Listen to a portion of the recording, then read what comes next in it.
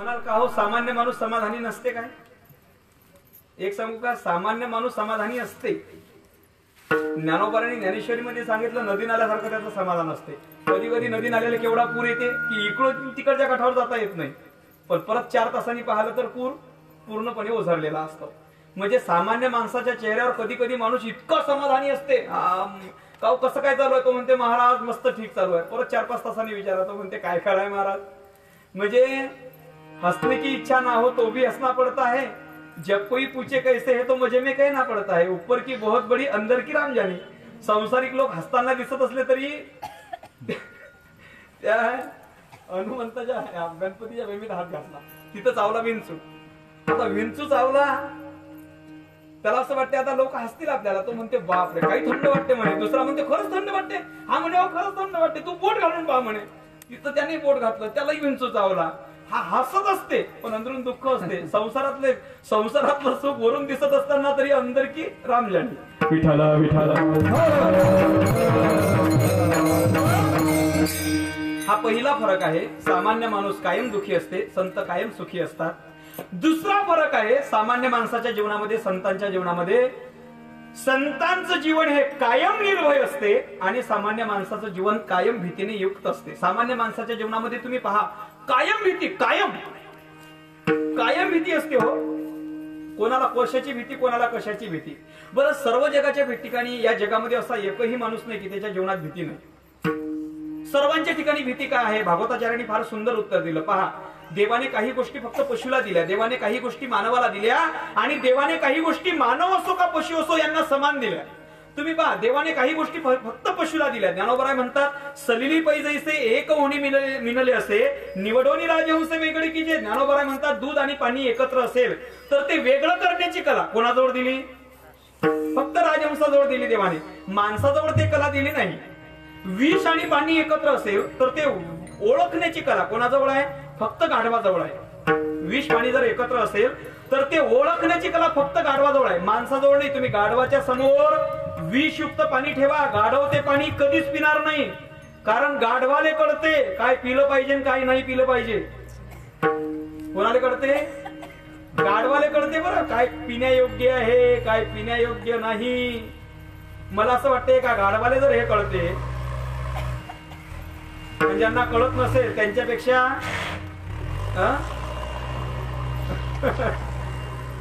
देवाने काही गोष्टी गाढवाकडे दिल्या. देवाने काही गोष्टी पहा, अंधारात पाहण्याची दृष्टी फक्त घुबडाकडे आहे, आणि एकच बुबुळ पण दोन्ही डोळ्यामध्ये फिरवण्याची कला फक्त कावड्याजवळ आहे. माणसाजवळ देवाने एवढ्या चांगले दिल्या काही गोष्टी पशुकडे की माणसाने ते गुण पशुपक्ष्यांकडून शिकले पाहिजे. माणसाचा आवाज कितीही सुंदर असला तरी कधी असं नाही म्हटलं जात काय कोकिळेचा आवाज आहो या माणसासारखा, असं नाही म्हटलं जात. माणसाला उपमा कोकिळेची दिल्या जाते की याचा आवाज इतका गोड आहे जणू कोकिळेसारखा आहे. म्हणजे कोकिळा ही श्रेष्ठ आहे गायन क्षेत्रामध्ये. एखादा लहानसा मुलगा गोड बोलत असेल तर लोक म्हणतात हा एवढा गोड बोलते जणू मिठ्ठू सारखा बोलते. आणि एखाद्याची झोप जागृत असेल तर लोक म्हणतात याची झोप एवढी जागृत आहे जणू कुत्र्यासारखी नाही, ते श्वानासारखी म्हटलं तर जरा बरं वाटेल. आहे दोघांचा अर्थ एकच. देवाने काही गोष्टी पशुजवळ चांगल्या दिल्या, काही गोष्टी. पण एक सांगू का, माणूस या पशु पक्ष्यांकडून चांगले गुण कधीच घेणार नाही, वाईट गुण घेतल्याशिवाय राहणार नाही. म्हणतात ना, इंसान लोमड़ी के साथ नहीं रहता. लोमड़ी, इंसान लोमड़ी के साथ नहीं रहता फिर भी शातिर है. इंसान शेर के साथ नहीं रहता फिर भी क्रूर है. और तो और इंसान वह फितरत है जो कुत्तों के साथ रहता है फिर भी वफादार नहीं है. कुत्र खाल्लेल्या मिठाला जागते, माणूस जागते का? कुत्र्याला आपलं कोण परक कोण हे कळते. कुत्र्याला कळते कोणाच्या अंगावर भुकावं कोणाच्या अंगावर भुकू नये हे कुत्र्याला कळते बरं. देवाने काही गोष्टी पशुजवळ दिल्या, देवाने काही गोष्टी फक्त मानवाजवळ. कोहम कथमिदम जातम, कोवा करता असे विद्यते. मी कोण आहे, मी कुठून आलो, मला कुठं जायचं आहे, मी जीवन कशा करता जगतोय, नेमकं जगण्याकरता खातोय का खाण्याकरता जगतोय, मी कशा करता जगतोय, कशा करता काय कशा करता, मी कोण आहे हा विचार करण्याची क्षमता फक्त माणसाजवळ आहे, गाढवाजवळ नाही. मला सांगा, गाढवाला कधी असं वाटतं का आपण एकादशी धरली पाहिजे, पायवारी केली पाहिजे, गावात 7 दिवस सप्ताह चालू आहे, 1 दिवस तरी कीर्तनात आलं पाहिजे? हे विचार गाढवाजवळ नाही, फक्त विचार करण्याची क्षमता माणसाजवळ आहे. देवाने काही गोष्टी माणसाला दिल्या, देवाने काही गोष्टी मानव असो का पशु असो यांना समान दिल्या. 4 गोष्टी दिल्या. भागवताचार्य म्हणतात आहार निद्रा भयमैथुनंच सामान्य एतत् पशुभिः नराणाम. आहार निद्रा भयमैथुन सर्व योनिशी समान. 4 गोष्टी समान दिल्या. आहार, निद्रा, भय आणि मैथुन. आहार म्हणजे भूक. मला सांगा, भूक माणसाला लागते का भूक पशुला लागते? पुरुष मंडळी तुम्ही बोलत नाही. भूक माणसाला लागते का भूक पशुला लागते? बरं एक सांगा, भूक माणसाला लागते का भूक कुत्र्याला लागते? दोघांनाही लागते ना भूक. भूक माणसालाही लागते, भूक कुत्र्यालाही लागते, दोघांनाही लागते. काहीच फरक करायचा असेल तर आपल्याला एवढाच फरक करता येईल की कुत्र्याला भूक लागली तर कुत्रा मालकासमोर येऊन शेपूट हलवतो, मालकाला भूक लागली तर मालक मालकीने समोर जाऊन ताट वाढून मागतो. एवढाच फरक आहे की नाही? बाकी काही फरक आहे का वसंत भाऊ? बाकी काही फरक? बरं, भय नावाचा मनोविकार माणसात आहे तसा कुत्र्यातही आहे की नाही? कुत्र्यात आहे तसा माणसात. फक्त फरक एवढा आहे की मालकाच्या हातात काठी दिसली की कुत्र्याला भीती वाटते आणि मालकिनीच्या हातात लाटणं दिसलं की काही फरक नाही. म्हणजे भीती हे सर्वांच्या ठिकाणी आहे. या भर्तृहरींचा एक श्लोक आहे. भर्तृहरी म्हणतात 9 प्रकारच्या भीतीने जग व्यापलेला आहे. 9 प्रकारची भीती. भोगे रोगे भयम, कुलेच्युती भयम, वीतेनुपालात भयम, माने दैन्य भयम, बले रिपू भयम, रूपे जराय भयम, शास्त्रे वाद भयम, तपेंद्रिय भयम, काय कृतांतात भयम, सर्व वस्तू भयान्वितम, भवितृणाम वैराग्यमेवा भयम. भर्तृहरींनी पहिली भीती सांगताना भर्तृहरी म्हणतात भोगे रोगे भयम. जेवढे भोग आहेत त्या भोगांच्या पाठीमागे तेवढी रोगांची भीती आहे. दुधामध्ये तूप आहे, ते बाह्य डोळ्याने दिसत नसले तरी मंथन केले की ती तूप प्रगट होते. लाकडामध्ये अग्नी आहे, बाह्य डोळ्याने दिसणार नाही, घर्षण केले की प्रगट होईल. भोगाच्या ठिकाणी रोग सुप्त आहेत, बाह्य डोळ्याने दिसत नसले की ते भोग भोगले की रोग रूपाने प्रगट होतात. चित्त खोटे चालीवरी रोग भोगाची अंतरी. विठ्ठल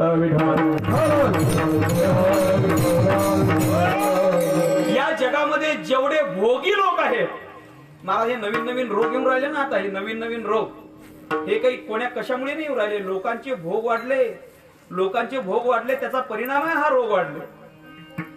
भोगी लोकांना रोगाची भीती आहे. कुलेच्छिती भयम. दुसरी भीती आहे उंच कुळात जन्माला आलेल्या माणसाला पतनाची भीती असते.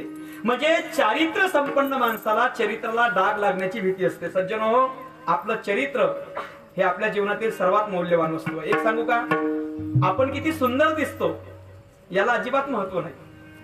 कारण आपली ती सुंदरता तेव्हा सार्थक आहे जेव्हा आपलं चरित्र शुद्ध असते. कहते हैं ना, दुनिया में संपत्ति तभी सार्थक है जब स्वास्थ्य अच्छा हो, अच्छा व्यापार तभी सार्थक है जब व्यवहार अच्छा हो, धन तभी सार्थक है जब धर्म साथ हो, और आपकी सुंदरता तभी सार्थक है जब आपका चरित्र शुद्ध हो. एक कवि ने तो इतनी सुंदर बात कही है. वो कवि कहता है यदि दुनिया में किसी ने सुंदर चित्र निकाला है तो सब लोग आके उस चित्र की तारीफ करते हैं कि वाह क्या बढ़िया चित्र है, क्या बढ़िया चित्र है. लेकिन वो कवि कहता है यदि दुनिया में तारीफ होनी चाहिए तो वो चित्र की नहीं चरित्र की होनी चाहिए, क्योंकि चित्र बनाने में कुछ दिन लगते हैं मगर चरित्र बनाने में पूरी जिंदगी. इसलिए वो कवि अंत में कहता है यदि इंसान के पास से उसका धन निकल जाए, धन गया तो कुछ नहीं गया, स्वास्थ्य गया तो समझो थोड़ा गया, मगर चरित्र गया तो सब कुछ चला गया. ऊंचे गिरे से गिरे तो गिरे एक ही बार, लेकिन चरित्र गिरे से गिरे तो गिरे जन्म हजार. विठ्ठल विठ्ठल.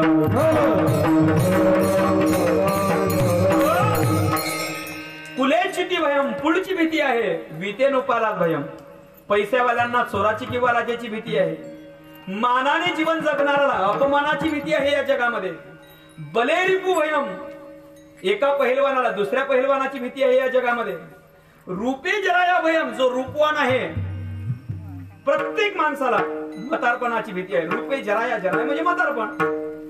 म्हातारपणाची भीती प्रत्येकाला. कोणाला असं वाटतं आपण म्हातारा झालो पाहिजे? हात वर करा बरं. म्हातारा झालो पाहिजे लवकर.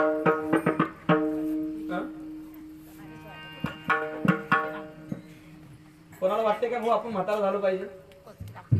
सर्वांना असं वाटते आपण कायम तरुण असलो पाहिजे आणि सुंदर दिसलो पाहिजे.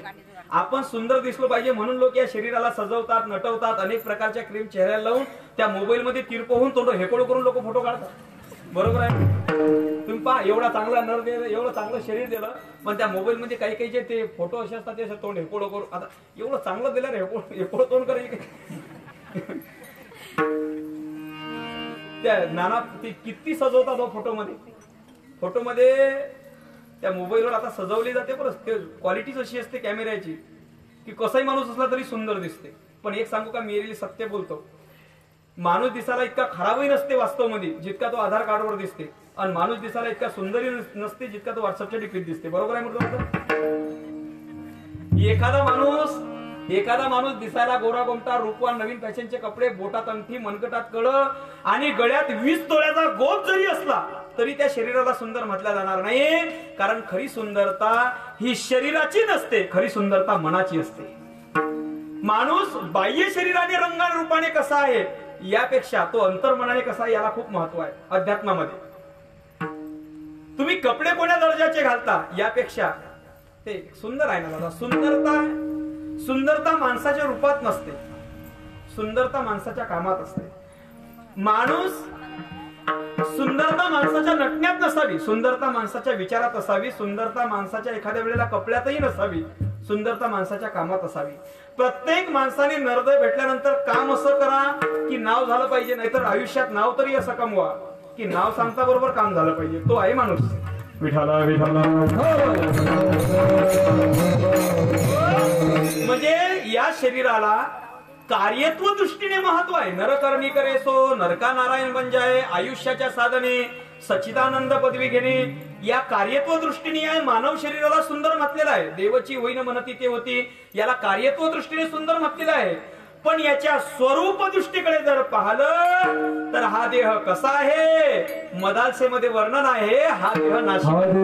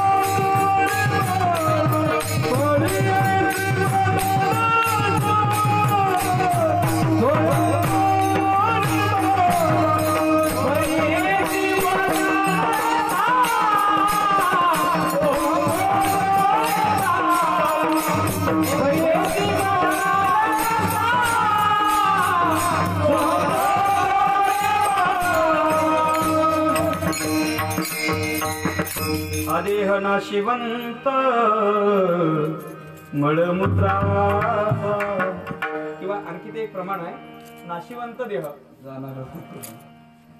भरतुरी म्हणतात. या देहाचा स्वभावच नाशिवंत असल्यामुळे कोणी माणूस दिसायला कितीही सुंदर असला तरी रूपे जराया भयम, प्रत्येकाला म्हातारपणाची भीती आहे. विठाला विठाला. भर्तृहरींनी पुढची भीती सांगितली. या जगामध्ये काही लोकांना शास्त्रेवाद भयम, जे विद्वान आहे त्या विद्वानाला दुसऱ्या विद्वानाची वाद घालण्याची भीती असते, किंवा विद्वानाने मूर्खाची भीती असते. बरं, म्हणजे दुसरी मूर्खाची भीती विद्वानाला ठेवा लागते, कारण हे मूर्ख लोक काय प्रश्न विचारतील. मूर्खाचे प्रश्न हे गाथ्यातले नसतात, सरे माथ्यातल्या प्रश्नाला गाथ्यातले उत्तर देऊन चालेल काय? बरं सांगा. आता समजा एखाद्यानं प्रश्न विचारला, अमावस्येच्या दिवशी एकादशी आली तर फराळाचं काय करा? आता खरं सांगा भाऊ, हा प्रश्न अमावस्येच्या दिवशी एकादशी आली तर फराळाचं काय करा हा प्रश्न कोण्या गाथ्यात असेल काय? बरं शास्त्रात वेदात काही कारण का नसेल? बरं कारण अमावस्या दिवशी कधी एकादशी येतच नाही. हे म्हणून हे माथ्यातले प्रश्न असतात ना, त्याला माथ्यातलेच उत्तर द्यायला लागतात. ते सांगा लागते मग अमावस्या दिवशी एकादशी आली तर तुपामध्ये लोण्याचे गोळे तळून खा लागतात. आता तुपामध्ये महिला मंडळी लोण्याच्या गोळे तळल्या जातील का तुम्ही सांगा? तळल्या जातील का? शक्यच नाही. हे यांना असेच उत्तर द्या. काय झालं, एक व्यक्ती बँकेमध्ये गेला आणि बँकेच्या साहेबाला म्हणे, सर मला चेक डिपॉझिट करायचा आहे, कधीपर्यंत क्लिअर होईल? साहेब म्हणाले 2 दिवस लागतील. हा म्हणे, सर दोन्ही बँक समोरासमोर आहे, मग तरी 2 दिवस लागतील. साहेब म्हणतात, भल्या माणसा, नियमानं आम्हाला काही प्रोसेस फॉलो कराव्या लागतात म्हणून 2 दिवस लागतात. हा म्हणे, साहेब दोन्ही बँक समोरासमोर आहेत तरी तुम्हाला नियमानं काही प्रोसेस फॉलो कराव्याच लागतात का? साहेब म्हणतात, दोन्ही बँक जरी समोरासमोर असल्या तरी नियमानं काही प्रोसेस फॉलो कराव्या लागतात. मग साहेब त्याला उदाहरण देतात. साहेब त्याला सांगतात, भल्या माणसा, समजा तुमचा ऍक्सिडेंट स्मशानभूमी समोर झाला आणि तुम्ही मेला. मग तुम्हाला घरी आणून पाहुणे मंडळी बोलवून अंत्यसंस्काराची आंघोळ घालून सर्व विधी अटकून तुला स्मशानात आणतील का स्मशानभूमी जवळ आहे म्हणून डायरेक्ट जाळायला देतील? तो म्हणे, सर चेक डिपॉझिट व्हायचं असेल तेव्हा होऊ द्या, पण एवढं खतरनाक उदाहरण देऊ नका. यांना हे असेच उत्तर पाहिजे. मूर्ख लोकांचे प्रश्न काय असतील? शास्त्रीवाद भयम, दुसऱ्या विद्वानाची जशी भीती असते तशी मूर्खाची भीती असते. काय लोक प्रश्न विचारतील? आता अकबर बिरबर काही कीर्तनातला विषय नाही म्हणून सांगत नाही. विठाला विठाला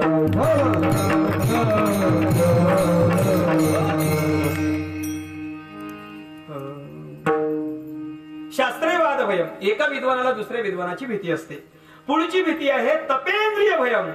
जो तपश्चर्या करते सज्जनो, साधना करते ना, त्या साधना करणाऱ्यांना विरोध, साधना करणाऱ्यांना अडचण, बाधा ही इंद्रिय देत असतात. सामान्य नाही हो. जैमिनीला कुठे भोवती परिक्रमा करायला लावल्या.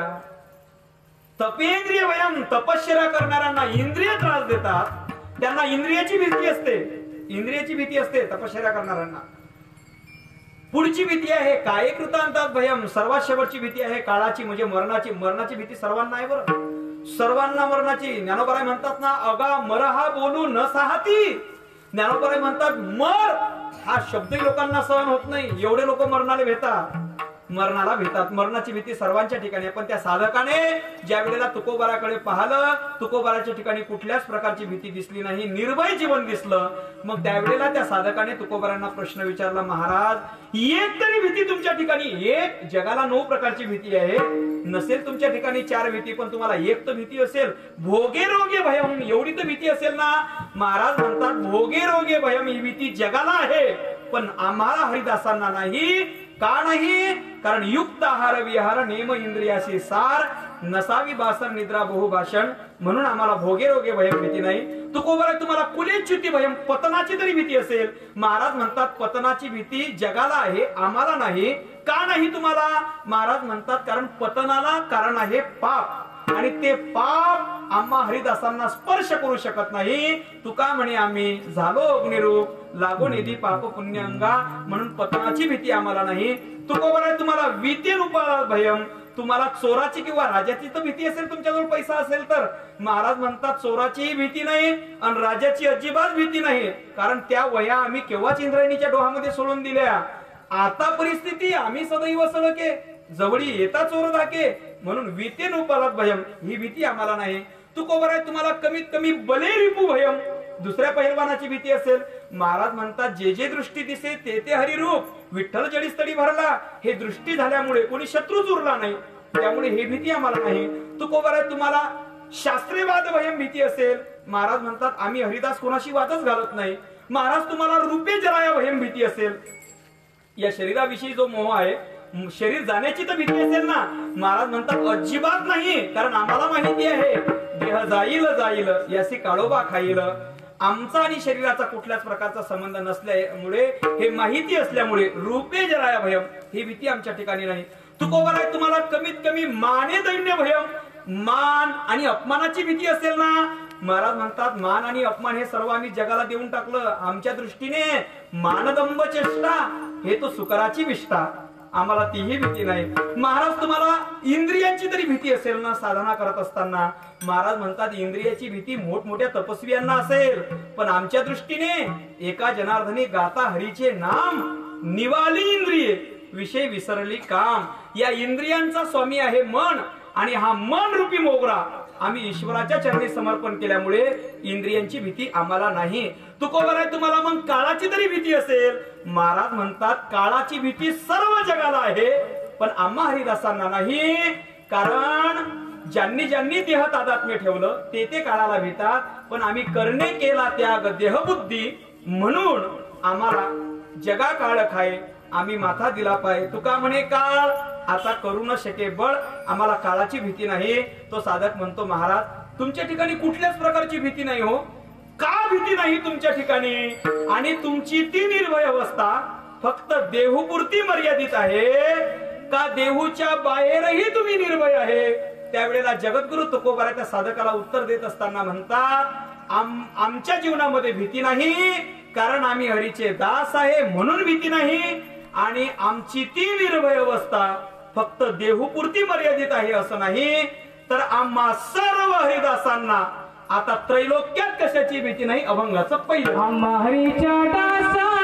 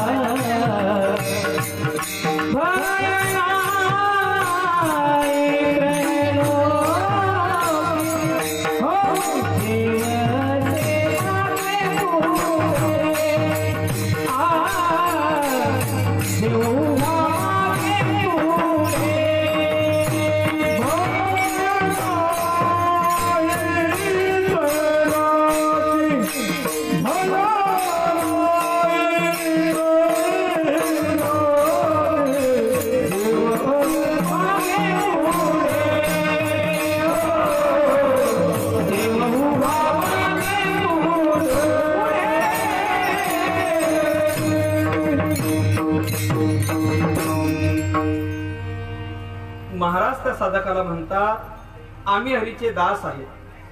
आम्ही हरीचे दास असल्यामुळे आमच्या जीवनामध्ये आता कुठल्याच प्रकारची भीती नाही. आमचं जीवन निर्भय आहे, कुठल्याच प्रकारची भीती नाही. विठ्ठल विठ्ठल.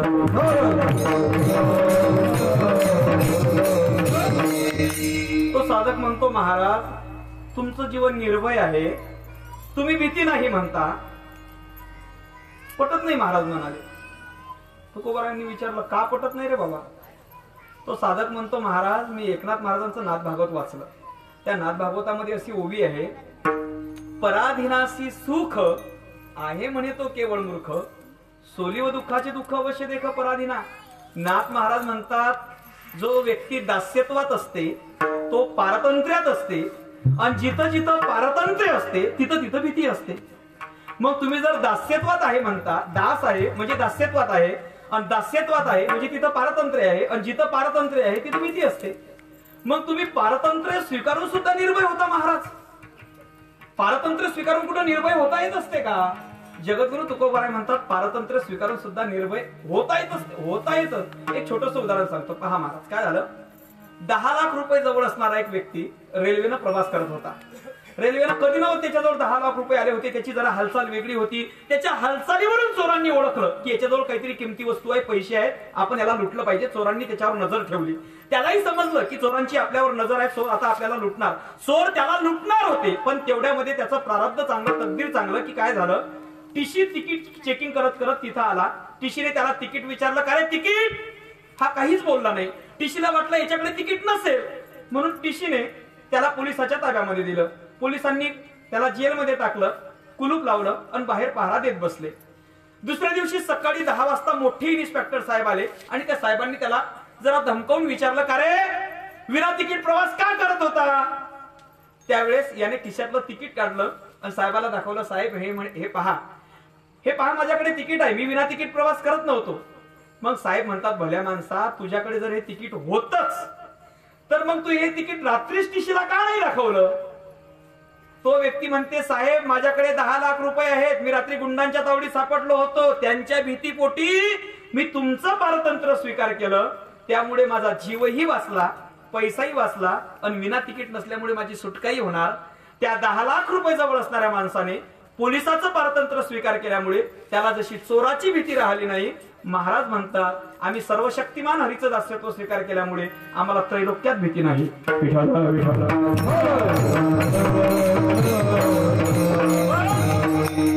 आम्ही हरीचं दास्यत्व केलं. काय महाराज, एक नाथ महाराजांचं एक प्रमाण आहे, एखाद्या दुर्बळ माणसाच्या कन्येचा विवाह जर राजा बरोबर झाला तर नाथ महाराज म्हणतात, काय परिस्थिती होईल त्या स्त्रीची? अवदसा निमाली, दुर्बळाची कन्या समर्थाने केली, अनवदसा निमाली दरिद्रीची. महाराज म्हणतात, दुर्बळ माणसाच्या कन्याचा विवाह जर राजा बरोबर झाला तर त्या स्त्रीला खरं सांगा लाईट बिल कसं भरा, मुलाच्या शाळेची फी कशी भरा, याची काही काळजी राहते काय? नाही राहत, कारण समर्थाने केली, राजाबरोबर तिचा विवाह झाला. महाराज म्हणतात, आम्ही आमचं स्वामी त्या विठ्ठल परमात्म्याला मानल्यामुळे, त्याचा आम्ही दास्यत्व स्वीकार केल्यामुळे आता आम्हाला भीती नाही, चिंता नाही. विठ्ठला विठ्ठला. का महाराज ती भीती आणि चिंता ही तुम्हाला नाही, पण दास्यत्वात दुःख आहे ना, मग दास्यत्वात सर्व जग दास्यत्वात आहे. बरं, दास्यत्वात जर तुम्ही सुख म्हणत असाल, दास्यत्वात जर तुम्ही निर्भयता म्हणत असाल, तर मग दास्यत्वामध्ये जगही आहे. मग जग तर काही निर्भय नाही, जगामध्ये भीती आहे. तुम्ही दास्यत्व स्वीकारून सुखी झालो, मग नेमकं दास्यत्वात सुख आहे का भीती आहे? महाराज म्हणतात, दास्यत्व आपण कोणाचं करतो त्याच्यावर अवलंबून आहे, भीती का निर्भयता. काम दोघांना एक असते, पण दोघांच्या पगारामध्ये फरक असते. तुम्ही पहा, काम एक असते, पगारामध्ये फरक असते. आपण एखादी टू व्हीलर घेतल्यानंतर एखाद्या शोरूमहून टू व्हीलर घेतो आपण, 2-3 सर्व्हिसिंग तिथं फ्री असतात. त्या सर्व्हिसिंग सेंटर वरती काय झालेलं असते, एक मुलगा कायम गाडीवर पाणी मारण्याकरता तिथं ठेवलेला असतो. पाणी त्याच्याकडे एकच काम, गाडी आली की पाणी मारायचं, गाडी आतमध्ये सर्व्हिसिंग करता जाते, पाणी मारायचं काम असते. त्या गाडीला पाणी मारायचं काम जो असते, त्या मुलाला साधारणतः काय महिना देत असेल शोरूम? साधारणतः 5-1 हजार रुपयापर्यंत महिना देत असेल. पण खरं सांगा, अंबानी साहेबाच्या इथं, कोणाच्या इथं? अंबानी साहेबाच्या इथं जर त्यांच्या गाडीवर फक्त पाणी मारायला जो मुलगा असेल त्याला काय महिना असेल? साधारणतः 40-50 हजार रुपये. कारण ते म्हणजे इथं तो गाडीवर पाणी मारण्याचं काम करते, त्याला 5,000 आहे, तिथंही पाणी मारण्याचं काम करते, त्याला 40,000 रुपये महिना आहे. काम एक आहे, पण दोघांच्या पगारामध्ये फरक आहे, कारण दोघांचे मालक वेगळे आहेत, म्हणून मिळणाऱ्या लाभामध्ये फरक आहे. दास्यत्वात तुम्ही आहे, दास्यत्वात आपण आहे, दास्यत्वात संत आहेत, पण जगानं संसाराचं दास्यत्व केल्यामुळे परिणाम दुःख आहे, आणि संतांनी हरीचं दास्यत्व स्वीकारल्यामुळे परिणाम सुख आहे.